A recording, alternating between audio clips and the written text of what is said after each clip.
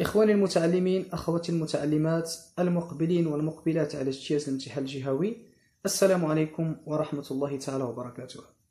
كما هو معلوم أن مادة اللغة الفرنسية تشكل عائقا لدى معظم المتعلمين والمتعلمات، والسبب وراء ذلك أني لاحظت أن معظم التلاميذ يجدون صعوبة في فهم السؤال كي يتمكنوا من الإجابة عليه.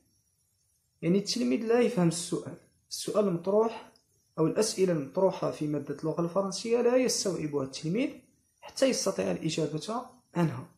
وكذلك كان الأمر اقتراحا من بعض الإخوان والأخوات كي أقدم هذا المقطع، وهو أن أقوم بشرح أسئلة مادة اللغة الفرنسية باللغة العربية، وهذه الأسئلة راها تكرر في جميع الامتحانات الجهوية، سواء في الكومبريونسيون، في اللونغ أو بيان في لابرودكسيون إكريت. عندنا مثلا في الكومبريونسيون، في الاناليز دو تكست اون جينيرال، الأسئلة الاناليز دو تكست سيبقاو لي ميم في جميع الامتحانات. شنو تيوقع؟ فقط تتكون ان غوفورميلاسيون، يعني تغيير في الصيغة ديال طرح السؤال. لا ميم شوز بالنسبة للونغ، لي ميم كيسيون بويسك لي ميم لوسون اللي تيتحطوا فيهم الأسئلة، ولكن فقط تتغير الطريقة ديال طرح السؤال، وهذا يشكل صعوبة بالنسبة للمتعلم. وكذلك في لابرودكسيون إكريت، ولهذا قد وضعت هذا المقطع، نتمنى أنه ينال الإعجاب ديالكم. جبت أغلب الأسئلة التي تطرح يوم الامتحان الجهوي، سواء في الاناليز دو تكست، سواء في اللونغ، سواء في الكومبريونسيون، بيان حتى في لابرودكسيون إكريت، وبجميع الصيغ اللي يقدر يتطرح بها السؤال، باش ما يدوخكمش ديك الصيغه فاش تبدل السؤال. يقدر يتطرح بثلاثه طريقات مختلفه، بثلاثه طرق مختلفه، 4 او اكثر، ولكن تيبقى السؤال نفسه. ولهذا حاولت نوضع لكم السؤال بالصيغ المختلفه، وكذا مترجم للغه العربيه. ما عليكم غير تضبطوا الاسئله، وان شاء الله يوم الامتحان تقراو السؤال غادي تفهموه، وغادي تبحثوا على الجواب ديالو بطريقة يسيرة. وأدعكم مع الأسئلة وصياغها وترجمتها. Question numéro 1. Complétez le tableau suivant ou remplissez. املأ الجدول التالي. ما هي المعلومات التي سنملأها؟ titre de l'œuvre عنوان الكتاب، auteur الكاتب، le genre نوع الكتاب، nombre de chapitres عدد الفقرات، courant culturel التوجه الثقافي، autre œuvre كتب أخرى للكاتب نفسه. هذا السؤال قد يطرح بصيغة أخرى على الشكل التالي: De quelle œuvre le texte est-il extrait؟ من أي كتاب أخذ هذا النص؟ À quel genre littéraire appartient-il؟ لأي نوع أدبي ينتمي هذا الكتاب؟ Qui est l'auteur؟ من هو الكاتب؟ Citer autre œuvre du même auteur. اذكر كتبا أخرى لنفس الكاتب.